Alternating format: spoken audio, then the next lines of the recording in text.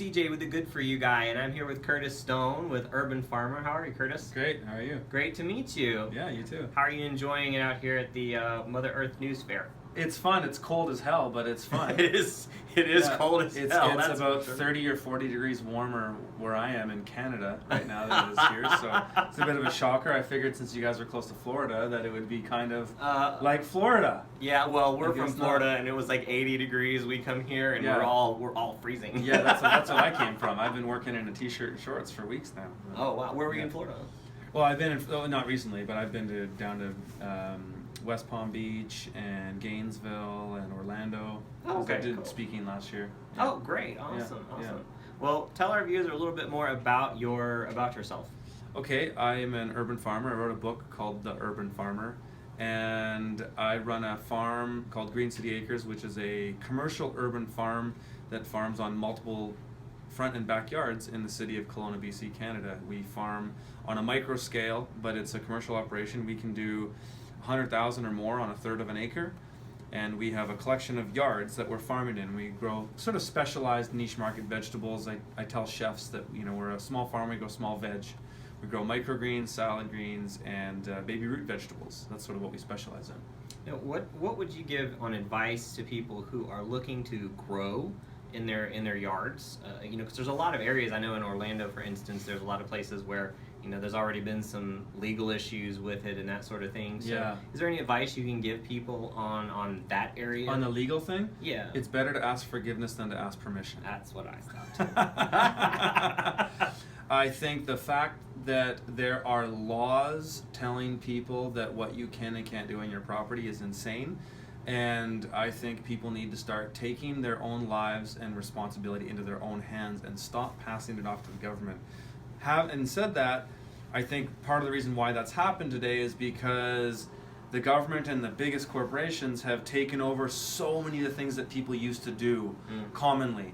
You used to have chickens in your backyard and you'd can vegetables, and there was more of a community aspect. Even 50 years ago, I wrote about this in my book, True. that back then 25% of people were involved in agriculture, whether that was working on a farm or growing stuff on their own. And the fact that so few people actually grow and make their own food today, I think is part of the reason why all these laws have come into place, is because agriculture has been so removed from the average person's community or mentality, or just they don't see it, that it's gone awry. I think the time has come where people need to start taking the food system back and stop asking the government for permission. Having said that, I'm not telling people to go out and break the law or get into trouble, but the key is, as far as ordinances go, if you know your neighbors and they like what you do and you have good social equity in your community, you don't have to worry about that stuff, because most things are based on a complaint basis.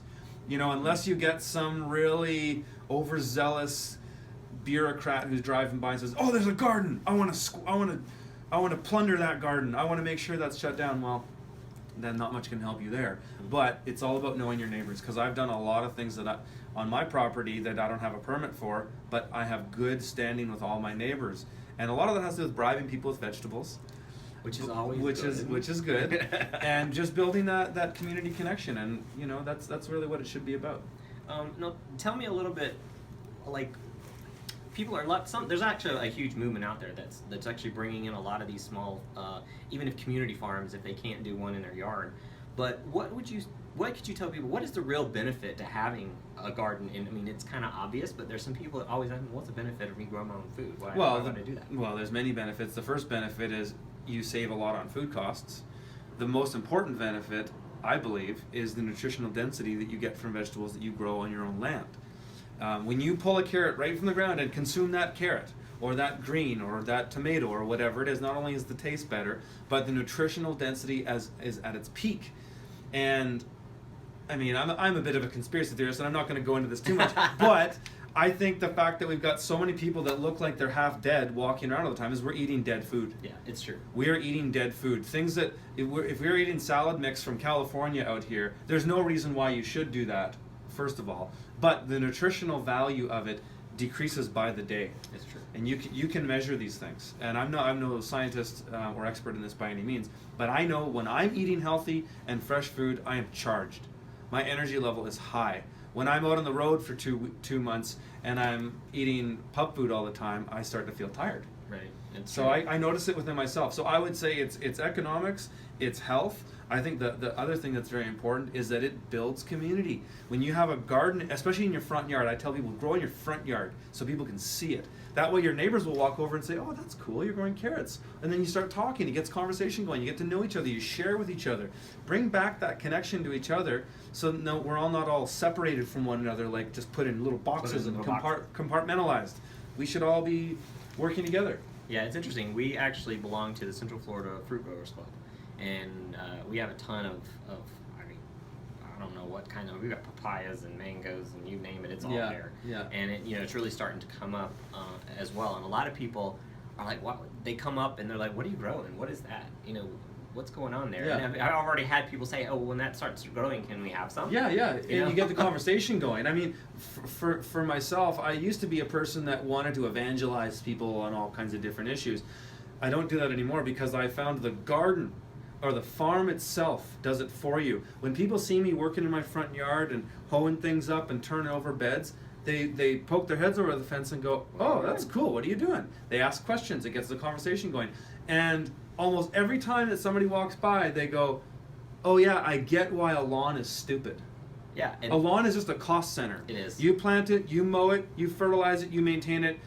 I often think about, if aliens were watching us, they would be laughing at us. For these idiots pushing these lawnmowers back and forth for nothing. For absolutely nothing. It's a total joke.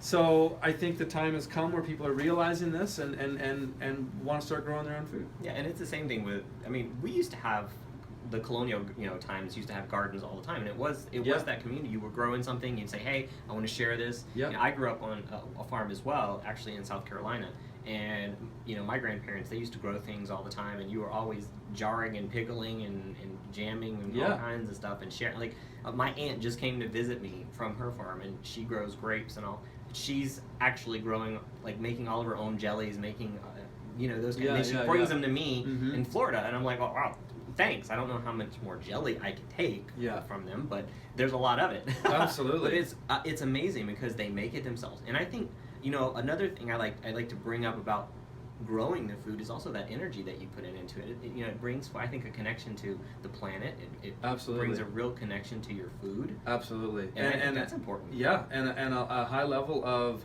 self-awareness. I believe there's an old saying that's you can teach philosophy on a farm, but you can't teach philosophy, or you can't teach farming while you're learning philosophy.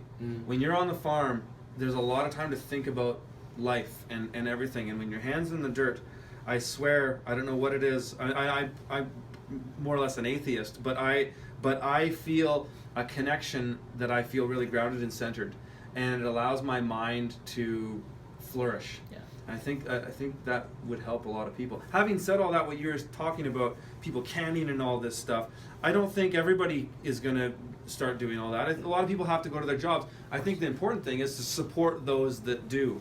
That's why shopping at farmers markets and buying into a CSA, eating at restaurants that source local is important, because you're getting that nutritional density, but you're also putting your money to say, hey, this is what I value, and this is how the world that I want to see. And I think it also says something about valuing your community, because what a lot of people don't understand is when you buy from these farmers markets and you buy from these local vendors, you're actually supporting your local economy. You're not putting money out there that's nationwide. And That's right. It's building up your local economy. Yep. So when this community over here crashes, if you're buying local, you're actually going to grow and continue to grow because you're keeping it in that area. And that's right. And the thing that the bankers don't want us to know is that we can actually print our own money just like they can. Because money is just a piece of paper with some fancy signs on it. We can do the same thing. If you produce something of value, you produce value that can be used. One thing I do at farmers markets with other tradespeople is I will write an invoice that says, if I want you to do $500 of carpentry work for me, we'll write an invoice that says, I owe you $500 of product. Every time you come to the farmers market, I'll sign off, you take some more product. The more the skills you have that are based in intrinsic value in the community creates value. We don't even need dollars. We still do today. I had to have dollars to fly here and things like this. But as far as living in your community, the more we can diversify our economic energy, the better off we're going to be. Because that's all money is. It's economic energy. You work for something, it converts into a dollar. Problem with the dollar is it's inflated. It Yeah. devalues every single year. Every time Ben Bernanke or whoever that asshole is in the Fed prints money, that's devalued. So that's the ultimate tax on the poor, because we all lose value if to work harder and harder. You start growing your own food, you start trading with people, that's value for value. Well, Right? You and can some jars for me. Your fruit and vegetable is not going to really go down in value. It is going to be what it is. That's this right. is $500 worth of That's fruit and right. vegetables. That's right. This is $500 worth of carpet. You want to talk about how you can get really rich in your own life, and by rich, I don't mean just having a mansion and a hot tub. I mean create true intrinsic wealth in your life. Being centered and grounded in your community, having meaningful relationships with people, and having all the things you need to live and thrive. It's by doing that. And I've found by trading things like that, I've raised my standard of living without having to work more or get more stuff. Just have these connections with people. That's awesome.